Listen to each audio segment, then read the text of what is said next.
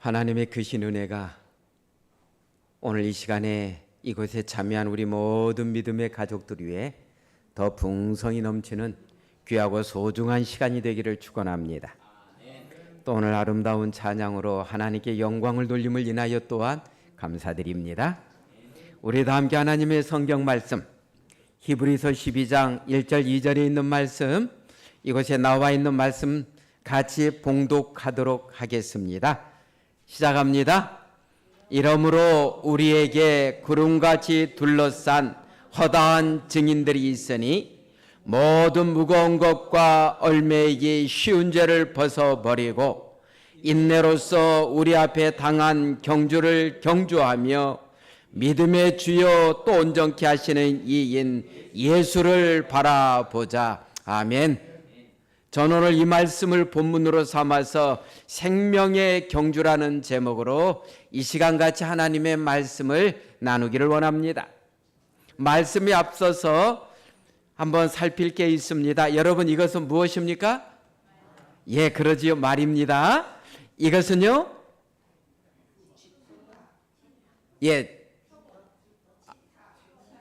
치타하고 표범은 반점이 너무 비슷해요. 그러지요? 근데 치타와 표범의 차이점은 뭐예요?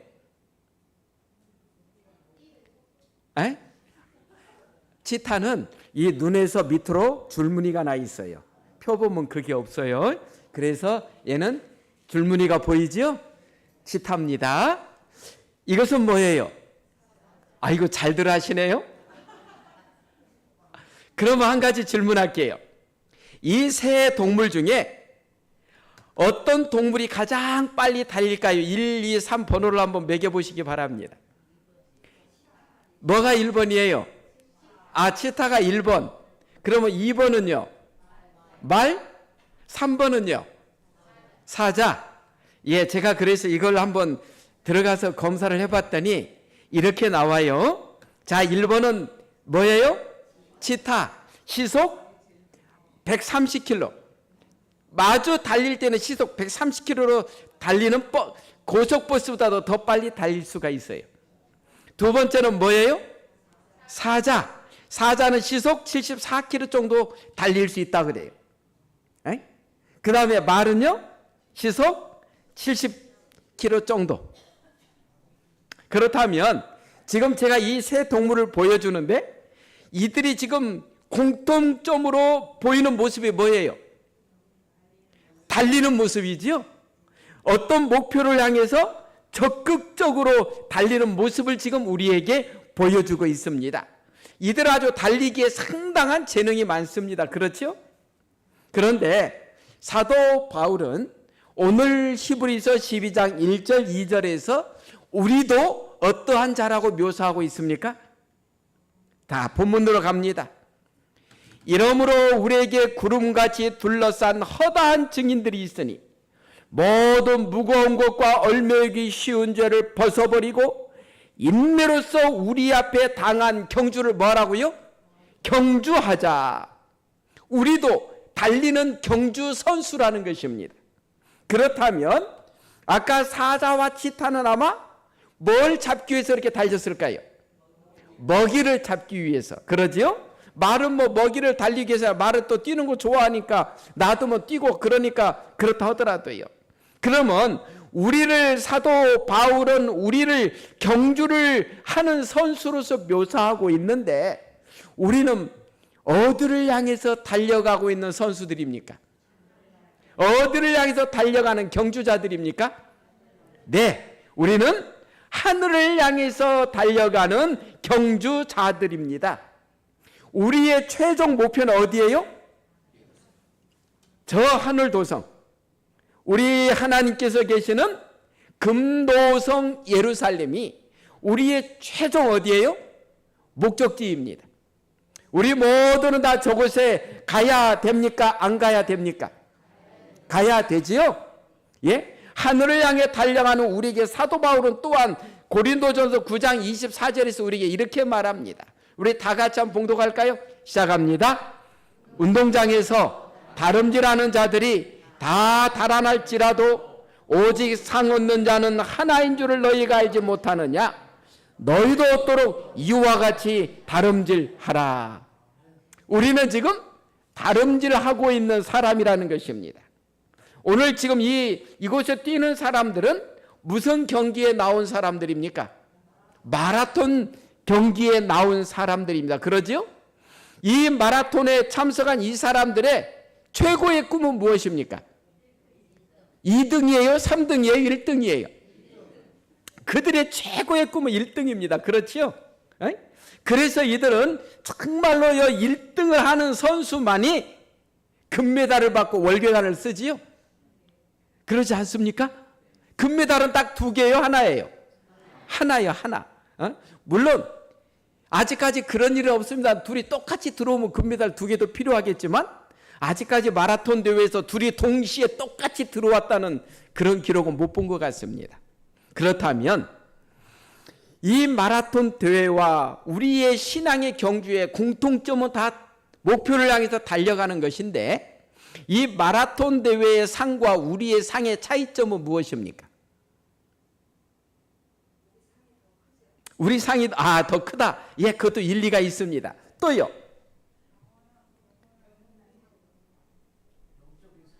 여기는 또 영적인 상이 있어요. 예, 그것도 또 좋습니다. 또요. 자, 제가 보니까 이 뭐가 다르냐 하면 우리가 디모데후서에 보면 사도 바울은 또 이렇게 묘사합니다. 내가 선한 싸움을 싸우고 나의 달려갈 길을 마치고 믿음을 지켰으니 이제 후로는 나를 위하여 의의 면류관이 예비되었으므로 주곧 의로우신 재판장의 그날에 내게 주실 것이니.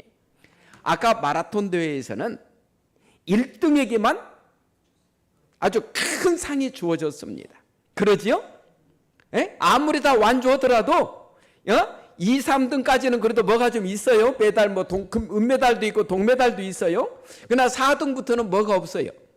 없어요. 메달도 없고 그냥 없어요. 그러나 하늘을 향한 경주자들은 비록 꼴찌로 들어갈지라도 들어만 가면 어때요? 상을 똑같이 줘. 이게 지금 사도 바울의 마지막 간증입니다. 디모데후서는 우리가 잘 알다시피 사도 바울이 기록한 성경 중에서 마지막으로 기록한 성경입니다. 이걸 기록하고 얼마 후에 사도 바울은 죽잖아요. 그는 순교자로서 이제 죽어요. 로마에서. 그런데 여기서 사도 바울은 간증하기를 뭐예요? 내가 선한 싸움을 싸우고 나의 달려갈 길을 마치고 믿음을 지켰으니. 그는 나는 지금까지 믿음의 길을 달려왔다. 이제 정말로 나는 나의 인생을 거의 이제 마지막 마무리 죽음이 눈앞에 있는데 그는 간증하기를 나의 달려갈 길을 마쳤다. 이제 나는 다 했다. 그러면서 그가 하는 말이 그 다음 말이 중요해요. 또 뭘 지켰다고 되어 있어요? 믿음을 지켰다. 여러분, 믿음은 지키는 것입니다. 왜 그러냐 하면 우리가 처음에 정말로 주님을 믿고 뜨거운 마음으로 시작했는데 안타깝지만 우리 주변에 같이 침례받고 같이 믿음을 시작한 사람들이 다 교회 안에 믿음 안에 있던가요? 떠난 사람도 있던가요? 떠난 사람도 있더라는 거예요. 마귀는 정말로 우리가 예수님을 믿고 침례를 받고 하나님의 아들과 딸이 되었어도 마귀의 목표는 그를 믿음에서 뭐하도록 만드는 거예요. 떠나도록 만드는 게 마귀라는 거예요. 그래서 우리는 하나님 안에서 우리의 믿음을 지켜야 돼요. 이 믿음을 지키지 못하고 떠난 사람들이 우리 주변에 있더라는 거예요. 안 그렇습니까? 그래서 사도 바울은 말하기를 나는 믿음을 지켰다. 굉장히 중요합니다. 우리도 이곳에 벌써 머리가 하얀 분들이 좀 앉아 있지요? 제 머리도 까매 보여요? 좀 하얘 보여요? 예? 반반이에요? 예, 저도 인생이 벌써 제가 마포교회 부임할 때만 해도 제가 아주 상당히 젊었었습니다. 제가 2000년도에 저 필리핀 아이아스로 이제 합회에서 보내줘서 유학 가가지고 2001년도 10월에 제가 한국으로 나왔거든요. 근데 마포교회 온 것도 참 생각지 않은 발령이었지요. 인사이동을 10월 달에 하는 거 봤습니까? 예? 10월 달에 인사이동은 안 해요. 그런데 제가 이제 10월 달에 IRC에서 이제 석사 과정을 졸업하고 우리는 이제 2월 말까지 이제 우리에게는 시간이 주어졌잖아요. 내년 2월 말까지요. 그런 상황이기 때문에 이제 공부를 이제 박사 과정에 등록해서 몇 개월 하다가 2월 말 되면 한국으로 가야 되겠다고 이제 계획하고 있었어요. 원래 다 우리가 그렇게 하니까요. 그런데 갑자기 합회에서 전화가 왔어요. 그때 황충광 목사님이 총무님이신데, 오 목사님, 이제 제가 10월 달에 졸업한 줄 아니까요. 아마 9월 달이었을 거예요, 행정위원이. 그런데 하는 말이, 오 목사님, 이번에 졸업하면 계획이 어떻습니까? 해서, 예 목사님, 제가 졸업하면 박사과정에 등록해서 몇 개월 공부하다 2월 말에 나가겠습니다. 그랬어요. 그랬더니 오 목사님 그렇게 하십시오. 그러고 이제 전화를 끊었거든요. 근데 딱 하루 지나고 그 다음 날 되니까 다시 전화가 왔어요. 오 목사님, 마포교회로 발령했습니다. 그리고 그 다음 말이 또 걸작이에요. 대신 오 목사님이 언제 귀국하든 귀국하는 그때를 부임하는 걸로 했으니까 그냥 알아서 하십시오. 제 전임자가 조성만 목사님이신데 갑자기 미국으로 가버렸어요. 그래서 마포교회가 목회자가 없어요. 그런데 그때 합회에서 마포교회 발령을 누굴 내려고 하는데 그게 그렇게 잘 안 됐던 모양이에요. 그러다 보니까 아직 기간이 남아있는 저를 갖다가 발령낸 거예요. 그런데 마포교회 목회자는 이미 제 전임자 목사님은 이미 미국으로 떠나버리고 비어있다는데 어떻게 제가 한 달이고 두 달이고 또 더 눌러 앉아있을 수 있겠습니까? 그래서 10월 달에 졸업하고 부랴부랴 비행기 타고 우리 가족들이 원래 2년간 필리핀에 있어야 되는데 1년 8개월 하고 부랴부랴 비행기 타고 돌아왔습니다. 근데 비행기 타고 공항에 내렸더니 우리 이재진 장로님 그때는 집사님이었어요. 이석구 장로님 둘이 꽃다발을 들고 공항에 나와 있습니다. 제가 또 세상에 꽃다발을 들고 공항에 나와 있으리라고는 어디 생각을 했겠습니까? 그래서 그때 우리 이재진 우리 장로님의 그 모습, 그 공항에서 저를 이석구 장로님과 맞이했던 그 모습을 제가 아직도 기억하고 인상이 굉장히 아주 깊이 남아 있습니다. 그래가지고 제가 11월 1일부로 마포교회에 부임해가지고 2001년도에 목회를 시작했습니다. 그때만 해도 제가 굉장히 그래도 젊었던 것 같은데 지금은 저도 이미 작년 2월 25일로 은퇴식을 하고 이제 은퇴 목사가 돼가지고 제 인생도 이렇게 변해 있습니다. 우리가 인생을 마지막 마무리할 때 정말 어떤 식으로 해야 될 것인가? 그때 제가 왔을 때 같이 계셨던 강희재 장로님, 강신희 장로님 뭐 다들 이미 떠나고 안 계시고 조은덕 장로님 부부는 또 요양병원에 계시고 가서 보니까 잘 알아보지도 못하실 만큼 변해 있고 김문배 장로님 부부는 안 보이시고 이제 몸이 약해지셔서 또 춘천에 계신다고 하고 야 많이 변했구나. 인생은 나이가 들면 어때요? 또 다음 세대에게 그 다음 바톤을 넘기고 물러가는 게 인생이잖아요. 근데 사도 바울도 그의 인생을 마지막 마무리하면서 간증하기를 내가 선한 싸움을 싸우고 나의 달려갈 길을 마치고 믿음을 지켰으니 이제 나를 위하여 의의 면류관이 예비되어 있다. 우리 모두 이러한 간증을 하면서 우리의 인생을 마무리하면 정말로 좋겠습니다.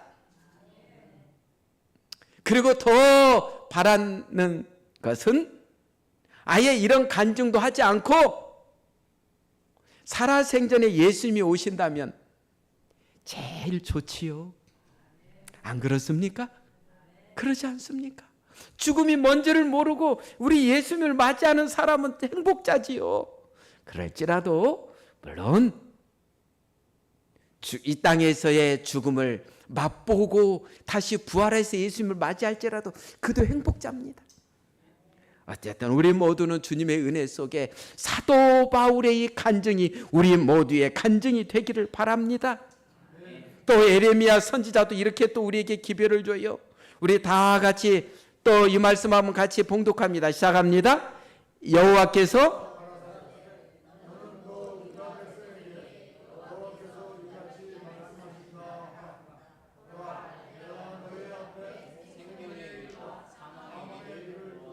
네, 살펴보면은요, 이 세상에 태어난 모든 사람들은 다 경주자들입니다. 다 태어나면서부터 어디를 향해서 달려가요? 죽음을 향해서. 한 사람도 빠짐없이 죽음을 향해서 달려가고 있습니다. 맞지요? 그런데 차이점은 어떤 사람들은 사망의 길을 달려가고 있고 어떤 사람들은 생명의 길을 달려가고 있다는 사실이 다른 차이점입니다. 모두가 다 이렇게 달려요. 그렇다면 우리는 어떠한 길을 달리고 있는 경주자들입니까? 한번 생각해 보세요. 나는 사망의 길을 달려가고 있는 경주자인가, 생명의 길을 달려가고 있는 경주자인가? 어떻습니까? 나는 생명의 길을 달리고 있는 경주자라고 자신 있게 이 시간에 고백할 수 있겠습니까? 자, 나는 생명의 길을 달려가고 있는 경주자라고 하는 분만 손 들어보세요. 우리 손 안 든 사람들은 사망의 길을 달리고 있으면 빨리 회개하고 빨리 아주 자신을 살펴야 돼. 그리고 아직도 나는 교회에 와서 앉아있지만 사망의 길을 달려가고 있다라고 생각하는 분은 자기의 삶을 알고 있는 거예요. 이렇게 살면 안 되는데. 그런 분들은 빨리 생명의 길로 다시 길을 바꿔 타야 됩니다. 저는 우리 모두가 주님의 은혜 속에 생명의 길을 달리는, 정말로 저 하늘을 향해서 달리는 그러한 경주자들이 되기를 기도드립니다. 사도 바울은 자기의 그 간증을 하면서 말하기를 우리에게 허다한 증인들이 있다. 그 허다한 증인들이라는 건 뭐예요? 나보다 더 앞서간 믿음의 선배들이 정말로 많이 있다 하면서 사도 바울은 또 우리에게 말하지요. 그래서 우리가 히브리서 12장 1절에 보면 우리에게 구름같이 둘러싼 허다한 증인들이 있다는 거예요. 하늘에 생명의 경주를 했던 허다한 증인들이 있다는 거예요. 여기서 증인들이란 정말로 히브리서 우리가 11장에 보면 믿음의 그 조상들의 이름을 사도 바울은 많이 언급하고 있습니다. 그러지요? 우리 성경 주석도 이렇게 주석해요. 여기서 증인들은 11장에서 언급된 셀 수 없는 믿음의 조상들로 그들 각자는 온갖 난관과 장애가 있는데도 즐거움으로 자신의 경주를 끝냈다. 그들의 신실함과 인내는 생애의 경주에서 그들에게 승리를 가져다 주었다. 그리스도인 선수는 말하자면 모든 시대의 신실한 자들의 눈이 이제 오로지 그에게 고정되어 있음을 의식하고 그에게 지정된 경주에서 이기기 위하여 총력을 기울이려는 절박한 충동을 느낀다. 여기서 뭐예요? 우리에게는 허다한 증인들이 있는데 여기서 우리가 한 가지 또 봐야 될 것은 그들 각자는 온갖 난관과 장애가 있는데도 즐거움으로 자신의 경주를 끝냈다. 예수님 믿으면 아무 염려할 거 없고 근심 걱정할 거 없고 만사 형통한다라고 신앙은 시작하는 분들도 없잖아. 있어요. 그러나 우리가 성경에서 믿음들의 조상들을 볼 때 그들에게 근심 걱정 없이 모든 게 잘 됐다고 이렇게 말할 수 있는 사람들은 누가 있는 것 같아요? 혹시 제가 볼 때는 에녹 같은 사람 혹시 이름을 들 수 있을지 모르지만 우리가 믿음의 조상이라고 칭하는 아브라함을 보세요. 그는 힘든 삶이 있었어요, 없었어요? 그에게도 그러지 않습니까? 또 그 다음에 이삭은요, 야곱은요, 야곱이 바로 왕 앞에 서서 하는 말이 뭐라 그랬어요? 내 인생 130 살아오면서 얼마나 어려운 일이 많이 있었는지 모른다고. 제가 봐도요, 야곱 같은 그러한 삶이 저에게 주어진다면, 아, 하나님, 저에게 그런 삶이 없으면 좋겠습니다고 할 수밖에 없어요. 야곱은 자기가 그렇게도 사랑했던 야곱의 부인이 몇 명이었어요? 4명이에요. 4명. 그러지요? 야곱의 부인이 4명이요. 그러나 야곱이 죽기 살기로 사랑했던 여자는 몇 명이었어요? 1명이에요. 누구였어요? 라헬. 근데 라헬은 그 4명의 야곱의 부인들 중에 제일 먼저 세상을 떠났어요. 누구를 낳다가요? 둘째 아들 베냐민 낳다가. 야곱이 외삼촌 집에서 14년간 일한 것은 레아 때문이 아니었어요. 어떻게 보면 라헬 때문에 14년을 일한 거예요. 안 그렇습니까? 최고 사랑했던 여인이 죽어버려요. 하나님 앞에 뭐라고, 여러분 같으면 뭐라고 하소연하겠어요, 하나님 앞에. 그래서 그 라헬이 낳은 아들, 그 아들 12 중에서 그 라헬이 낳은 그 아들 누구를 끔찍히 사랑했어요? 요셉을. 아마 요셉이 그 자기 어머니 라헬의 얼굴이 그 속에 많이 있었는지 야곱이 그 요셉에게 집착을 하잖아요. 그런데 그 요셉이 어때요? 죽어버렸다네요. 자기 그 요셉의 형들이 와서 아버지한테 뭐라 그랬어요? 에? 그 옷을 가지고 와서, 색동 옷을 가지고 와서, 아버지 이거 혹시 요셉 것 아닌가요? 아버지는 알아요, 몰라요? 알아요. 아니, 옷을 딱 보고 자기가 만들어준 거니까 이건 벌써 알아요. 이건 내 아들 요셉 건데 왜 이렇게 피가 많이 묻었니? 짐승에게 먹혔구나. 그때부터 요셉의 삶이 또 어떻게 됐겠습니까? 또 그의 큰아들이 자기 부인 중 하나하고 또 간통해버리잖아요. 여러분들에게 그런 삶이 주어지고 있다면 여러분들의 인생은 행복하다고 하겠어요? 힘들다고 하겠어요? 그래서 야곱이 바로왕 앞에서 내가 힘든 세월을 보내왔습니다. 그들은 그렇게 힘든 일이 있었을지라도 자기의 믿음을 포기하지 않고 끝까지 뭐 했다는 거예요? 지켰다는 거예요. 그래서 그들은 믿음의 조상의 반열에 오를 수 있었다는 거예요. 우리도 인생을 살면서 정말로 겪지 않았으면 하는 그런 아픔을 겪어요, 안 겪어요? 겪는 분들 있잖아요. 그래요, 안 그래요? 그럴지라도 이 믿음의 조상들은 그 난관과 아픔들을 다 뭐 하면서요? 난관과 장애가 있는데도 하나님 앞에서 그것을 다 믿음을 지키면서 헤쳐나갔다는 거예요. 오늘 우리가 그런 사람이 되라는 거예요. 그러면서 사도 바울은 또 이제 그 믿음의 또 조상 중에 아벨을 제일 먼저 꺼내요. 믿음으로 아벨은 가인보다 더 나은 제사를 하나님께 드림으로 의로운 자라 하시는 증거를 얻었으니. 아벨은 누구의 아들입니까? 아담의 몇째 아들이에요? 둘째요. 그러지요? 가인이 큰아들이고 둘째가 누구예요? 아벨이에요. 믿음으로 아벨은 가인보다 더 나은 제사를 하나님께 드림으로 의로운 자라는 증거를 얻었으니. 이 믿음으로 드렸다는 건 무슨 뜻이에요? 그러면 가인은 제사 안 드렸습니까? 가인도 드렸어요, 안 드렸어요? 자, 여러분 아는 대로 한번 답변해요. 쉬운 질문이잖아요. 아벨이 드린 제사는 뭘로 드렸고 가인이 드린 제사는 뭘로 드렸습니까? 무엇으로 드렸습니까? 아벨은 양으로, 가인은 자기가 농사지은 모든 곡물들로. 정성은 누가 더 들어간 것 같아요? 에? 자기가 농사지은 것 중에서 골고루 가지가지 가져온 그 정성과 키우던 양 중에서 양새끼 한 마리 가져온 것과 어떻게 되면 우리가 볼 때는 가인의 그것이 더 정성이 들어간 것처럼 보여요. 근데 문제는 뭐예요? 중요한 것은 가인의 그 제사가 감사 헌물이었다면 그건 정말 좋아요. 그러나 이곳에서는 희생제물이 요구됐던 거예요. 하나님께서 말씀하신 양으로 잡아서 제사를 드리라는 건 희생제도예요. 나중에 예수님께서 우리를 위해서 희생하실 것을 지금 보여주는 예표였어요.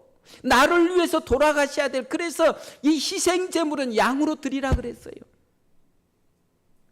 그래서 우리 성경 주석도 보면 아벨은 믿음으로 구속주에 대한 약속을 붙잡았다. 어린 양은 예수 그리스도의 희생을 상징해서 믿음에 그걸 붙잡았어요. 그의 제물 자체에 속죄 가치가 있지는 않았지만 양 자체가 속죄해 준 게 아닙니다. 그냥 양 자체가 뭐 죄를 용서해 주는 게 아닙니다. 그러지요? 양 자체는 그냥 양이에요. 그러나 왜 뭐가 중요해요? 약속을 믿는 믿음이 그에게 하나님이 지정한 희생물을 가져오도록 했다. 하나님께서 양을 드리라 했기 때문에 그 말씀을 따라서 가져온 것이 중요했다는 거지요. 하나님은 그의 믿음의 증거로서 예물을 받았다. 그런데 아벨은 하나님 말씀대로 희생제물을 드렸다 해가지고 인류 역사에서 최초의 뭐가 됩니까? 순교자가 돼요. 순교자가 돼요. 하나님 말씀대로 살았다고 해서 형이 어떻게 해요? 죽이잖아요. 형이 자기 동생을 죽이잖아요. 그러나 아벨은 어떠한 상황에서도 하나님 말씀을 따라서 살기를 더 좋아했다는 거예요. 그 다음 두 번째 사람은 이제 제가 에녹을 넣었는데, 우리 히브리서 11장 5절에 에녹에 대해서 같이 한번 봉독합니다. 시작합니다. 믿음으로 에녹은 죽음을 보지 않고 옮기었으니 하나님이 저를 옮기심으로 다시 보이지 아니하니라. 에녹은 천국의 확신을 우리에게 심어줍니다. 에녹은 그리스도인들이 죽지 않고 하늘에서 영원히 살 것을 증거하고 있습니다. 그러면 에녹이 죽음을 맛보지 아니한 가장 큰 이유는 그가 하나님을 깊이 신뢰했다는 거예요. 그럼 한 가지 질문합시다. 아벨과 에녹 중에 누가 더 믿음이 있어 보입니까? 이거 어떻게 보면 이거 의문이에요. 지혜로운 질문은 아니지만 여러분들이 볼 때 아벨의 믿음이 더 커 보입니까? 에녹의 믿음이 더 커 보입니까? 이거 질문 자체가 조금 그러한 질문입니다. 제가 볼 때는 아벨의 믿음이나 에녹의 믿음이나 똑같은 하나님을 향한 최고의 믿음이었어요. 똑같은 믿음을 가지고 있더라도 어떤 사람에게는 이렇게 순교의 길을 가게 되고 어떤 사람들은 그 길을 가지 않아요. 여러분, 이번에 대쟁도 공부하면서 각 시대의 대정투들을 이제 읽어보신 분들은 알지만 야누스 같은 사람은 하나님께서 똑같은 교역자들이잖아요. 그러나 야누스 같은 사람은 화형장에서 죽어요. 그러나 루터 같은 사람 하나님께서 기가 막히게 또 피해 주셔갖고 그를 죽음에서 또 안 죽도록 이끌어 주셔요. 둘 다 똑같은 믿음의 사람들이에요.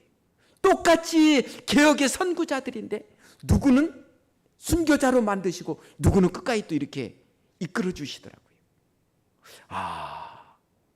아벨도 최선을 다해서 하나님을 잘 섬기는 믿음의 사람이었고 에녹도 최선을 다해서 하나님을 섬기를 기뻐하는 믿음의 사람이었는데 에녹은 아예 죽음도 맛보지 않고 하늘로 데려가시고 아벨은 또 어떻게 하시고요? 순교자로 만드시고. 이것은 제가 볼 때는 우리로서는 이해하기가 어렵더라고요. 이것은 하나님께서 하나님의 섭리와 뜻이 계셔서 그 일을 이루시는 거예요.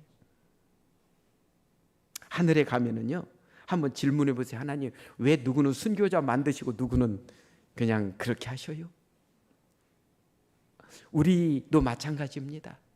우리 재림교회 그 선교자들을 보면은요, 똑같이 군대에 가서 똑같이 집총을 거부하는데 누구는 감옥에 갇히고 누구는 또 그게 잘 해결돼 가지고 감옥도 안 가고 제대하는 친구들이 있어요. 그래요, 안 그래요?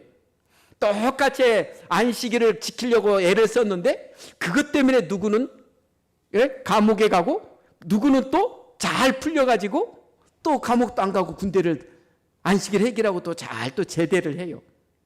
하나님, 똑같은 문제를 가지고 같이 씨름하고 기도했는데 왜 누구는 감옥에 보내시고 누구는 이렇게 또 그냥 내보내 주십니까? 참 우리가 그것까지 알기는 쉽지 않더라고요. 하지만 하나님께서는 순교도 아무나 시키지 않습니다. 감당할 만한 사람에게 순교를 시켜요. 제가 보니까 그래요. 순교도 감당할 만한 사람에게. 이 사람은 하나님께서 보실 때 감옥 좀 보냈다가는 신앙을 안 하게 아직 믿음이 거기까지 안 돼 보이는 사람은 또 이렇게 또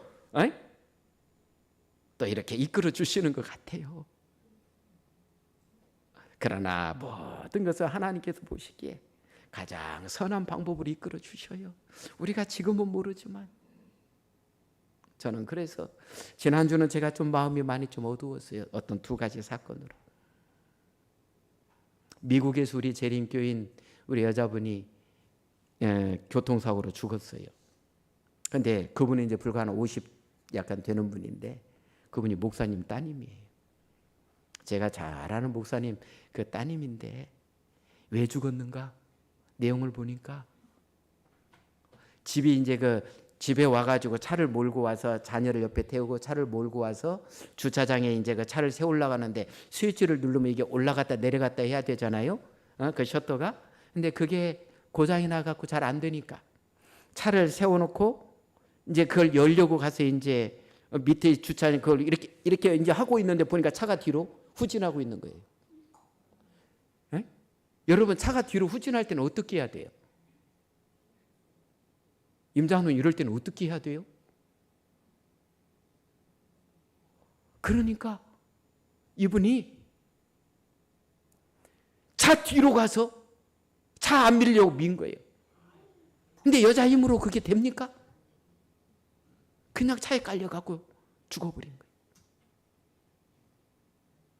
와, 제가 그 목사님을 선배 목사님을 너무 잘 아는데 그 목사님이 해마다 그 딸을 보기 위해서 미국을 가서 그래도 딸 집에서 몇 달씩도 있다 오시는 분인데 저 상심이 어떨까? 누가 그러는데 그럴 때는 차 운전석 옆에 문을 열고 들어가서 그래도 그 운전석에 올라가서 그걸 해결을 해야지 뒤로 가면 안 된다는 거예요. 제가 또 어떤 목사님 또 관계되었던 내용도 있는데 그것도 제가 정말로 아끼는 후배 목사에게서 어떤 일이 있는데 너무 참 지난주에 제가 그걸 알고 마음이 아팠어요. 우리가 이 땅에 살면서 정말로 그런 어려움이 없으면 좋겠는데 있을 수도 있다는 거예요. 그럴지라도 믿음을 버리지 말고 끝까지 지키는 사람이 되자는 거예요. 에녹이 하나님과 동행한 것은 주께서 하신 모든 말씀이 꼭 그대로 될 것이라는 것을 믿고 구하며 예수를 바라보는 가운데 한 것이다. 그는 하나님의 모든 말씀을 순종함으로 하나님의 곁에 계속 가까이 있었다. 믿음의 조상들의 가장 큰 특징은 하나님의 말씀에 뭐 하기를 좋아했어요? 순종하기를 좋아했어요. 그런데 그렇습니다. 아무리 자식들이 몇 명 있어도 그래도 우리 말 잘 듣는 자식이 더 이쁩디까? 말 안 듣는 자식이 이쁩디까? 키워봐서 알지요? 어떤 것 같아요? 자, 자식 말 잘 듣는 자식이 훨씬 더 이쁘지 않습니까? 하나님 앞에 에녹이 왜 그렇게 사랑받았는가? 하나님이 말씀하시면 뭐예요? 여기도 보세요. 주님께서 하신 말씀이 꼭 그대로 될 것이라고 믿었다는 거예요. 믿음이 있어야 순종도 갑니다. 하나님에 대한 믿음이 없는데 여러분 그 말씀에 순종하고 싶습니까? 안 돼요. 정말로 믿음이 있어야 돼요. 안 그렇습니까? 여러분들 시집갈 때 그 남자에 대한 믿음이 있어서 시집 갔어요? 믿음도 없는데 그냥 갔어요? 그래도 이 남자한테 내가 시집가면 그래도 밥은 굶기지 않겠구나. 요즘은 이제 밥 굶지 않기 위해서 시집가진 않아요. 나 옛날에 우리 그 어르신들은 내가 빨리 시집가서 우리 집에 좀 입이라도 덜어드려야지 하는 마음도 있었어요, 없었어요? 있었어요. 그래서 이 남자가 내가 이 남자한테 시집가면 나를 굶기지 않고 밥을 잘 먹일 수 있는 남자인가? 굉장히 그거 중요했어요. 그때만 해도 뭐 사랑이나 이런 건 조금 우리 뭐 만나야 사랑이 싹 트는데 뭐 만나기나 했습니까?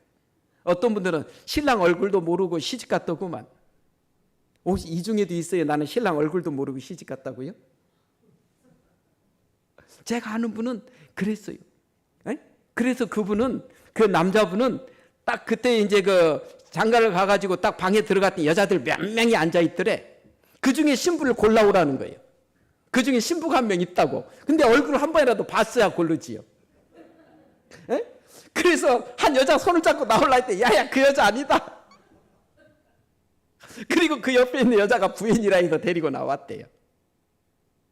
제가 이렇게 보니까 우리가 시집갈 때에 정말로 이 남자가 그래도 나에게 있어서 내 삶을 잘 이끌어주겠다는 믿음이 있어야 시집도 가는 거예요. 오늘 우리에게 그러한 믿음이 있어야 하나님에 대한 우리의 신앙이 깊어지는 거예요. 두 번째는 이 에녹은 예수님을 항상 바라봤다는 거예요. 우리가 신앙할 때 제가 전번에도 말씀드렸죠. 사람 보고 신앙하면 실망한다고요. 안 그렇습니까? 내가 저분은 정말로 믿음이 좋은지 알고 그랬는데 저분이 왜 저렇게 살지? 신앙이 왜 저러지? 사람 보고 신앙하면 실망하게 돼 있고 믿음을 떠나고 싶을 때가 있어요. 교회를 떠나고 싶을 때가 있어요. 어떤 분들은 교회를 옮기는 이유 중에 하나가 어떤 분 꼴 보기 싫어서 떠나. 내가 저 교회 내가 가서 저 사람 보면서 내가 왜 스트레스 받고 열받냐? 다른 데 간다.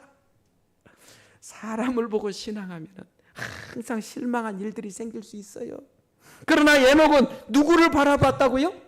예수님을 바라봤다는 거예요. 그래서 그는 어떠한 상황에서도 실망하지 않고 자기의 신앙을 간직했다는 거예요. 그 다음에 세 번째는 하나님의 모든 말씀에 뭐 했다고요? 순종했다는 거예요. 신뢰가 있기 때문에. 오늘 우리가 이렇게 에녹 같은 삶을 살아간다면 우리는 절대 믿음을 포기할 일이 없고, 안 그렇습니까? 주님 오시는 그날까지 우리의 믿음은 굳게 서서 주님 오시는 그날에 모두 다 하늘에 갈 거라고 저는 확신합니다. 여러분들 꼭 그러한 믿음의 사람들이 되기를 바랍니다. 여기서 나오는 한 명을 더 해야 되겠습니다. 시간상. 자, 히브리서 11장 8절에 우리 같이 봉독합니다. 시작합니다. 믿음으로 아브라함은 부르심을 받았을 때에 순종하여 장래의 기업으로 받을 땅에 나갈새 갈 바를 알지 못하고 나갔으며. 이게 왜 아브라함에게 대단하냐 하면은요, 우리가 알다시피 고고학적으로 보면은 아브라함이 살았던 갈대아 우르 지역은 굉장히 그 당시에 부자 나라의 동네였어요. 부자 아주 그곳에서 살고 있었어요. 아브라함이 부르심을 받았을 때가 기원전 2090년 경이니까 지금으로부터 몇 년 전이에요? 약 4100년 전이에요. 아브라함이 약 4100년 전에 갈대아 우르를 떠나는데 지금으로부터 4100년 전에 그 고고학자들이 연구한 바에 의하면 갈대아 우리에 2층 집도 있었고 화장실이 있었는데 수세식 화장실이 있었다라고 명명하고 있어요. 수세식 화장실이. 물론 오늘날 우리의 그 방에서 방 옆에다 화장실 붙여놓고 사는 그런 수세식은 아니었어요. 왜 그러는가? 제가 이제 터키 그리스 쪽을 또 성지 연수하면서 가봤더니 그곳에 갔더니 공중 화장실을 수세식 화장실로 로마 시대에 만들어 놓은 게 지금 있더라고요. 그런데 어때요? 딱 들어갔더니 이렇게 이런 아마 김희상 목사님 이번에 가서 보고 올지 모르겠습니다만은 이렇게 딱 있는데 이렇게 딱 옆에 보면 딱 화장실에 이렇게 앉아서 할 수 있는 구멍이 있고 옆에 몇 사람이 앉을 수 있도록 돼 있어요. 칸이 없어요. 그냥 옆에 앉아요. 그리고 구멍이 다 있어요. 근데 거기서 큰일 작은 일 다 보면 밑에서 개울물이 흐르게 돼 있어요. 그래갖고 자동적으로 물이 어때요? 그것들을 다 쓸어내가요. 그게 제가 볼 때는 그런 수세식 화장실이지 오늘날 우리처럼 안방에서 옆에다 놓고 하는 그런 건 아니다라고 여겨집니다. 그럴지라도 그때 우리나라는 어느 시대인가? 역사적으로 우리는 고조선 시대예요. 고조선 시대예요. 약 4,000년 전에. 그래갖고 정말로 그때 우리의 문명은 굉장히 연약했는데 아브라함이 살던 그곳의 문명은 그렇게 발달돼 있었어요. 그러한 그가 가나안으로 가라 했을 때 어때요? 갈 바를 알지 못하고. 그런데 아브라함에 대한 멋있는 점은 우리 부조와 선지자에 보면은요, 아브라함의 의심 없는 순종은 온 성경에서 찾아볼 수 있는 가장 현저한 믿음의 증거들 가운데 하나이다. 그에게 있어서 믿음은 바라는 것들의 실상이요 보지 못하는 것들의 증거였다. 그는 하나님의 약속이 실현되는 외부적 증거가 조금도 없는데도 그 약속을 믿고서 집과 친척과 고향을 버리고 갈 바를 알지 못하면서 하나님께서 인도하실 곳으로 따라가고자 나아갔다. 이게 쉬운 게 아니거든요. 쉬운 게 아니거든요. 그러면서 또 이렇게 설명합니다. 이와 같이 아브라함에게 임한 시험은 가벼운 것이 아니었고 그에게 요구된 희생도 작은 것이 아니었다. 그를 조국과 친족과 고향에 붙들어 매는 강한 줄이 있었다. 그러나 그는 부르심에 순종하기를 주저하지 않았다. 이게 아브라함의 멋있는 장면이에요. 하나 더 볼까요? 그는 약속의 땅에 관하여 묻지 않았다. 하나님, 그럼 혹시 그 가나안이라는 땅이 얼마나 좋은가요? 묻지 않았어요. 그 토지가 비옥하고 기후가 건강에 적합한지, 그리고 그 지방은 유쾌한 환경을 제공하며 재물을 쌓을 기회를 줄 것인지 묻지 않았다. 하나님께서 말씀하셨으므로 그분의 종은 순종해야 하였다. 그에게 있어서 이 세상에서 가장 행복한 것은 하나님께서 그로 있기를 원하시는 곳이었다. 이게 핵심입니다. 하나님 그곳에 가면 여기서처럼 뭐 그게 다 있습니까? 가면 좀 부자로 살 수 있겠습니까? 그 땅은 정말로 기후가 좋습니까? 하나도 안 물어보고 하나님께서 가라고 하시니까 그러지요? 그래서 그에게 있어서 이 세상에서 가장 행복한 곳은 하나님께서 그로 있기를 원하시는 곳이었다. 오늘 하나님께서 우리 마포교회 믿음의 가족들에게 이 시간에 가장 있기를 원하시는 곳이 어디일까요? 이 시간에요. 이곳에서 하나님께 예배드리는 이 시간이 여러분들을 향하신 하나님께서 가장 있기를 원하시는 그 장소가 이곳 아닙니까? 그러니 이곳에 있는 여러분들은 어떤 사람들이에요? 정말로 복된 사람들이에요. 그래서 아브라함은 항상 생각하기를 그가 이 세상에서 가장 행복한 곳은 하나님께서 그로 있기를 원하시는 곳이었다. 항상 우리 모두의 믿음이, 우리의 삶이 하나님께서 있기를 원하시는 곳에 있게 되는 믿음의 가족들이 되기를 기도드립니다. 이제 마쳐야 되겠습니다. 시간이 보니까 다 됐지요? 우리 모두 이 땅을 앞으로 우리가 얼만큼 살아갈지는 모르겠습니다.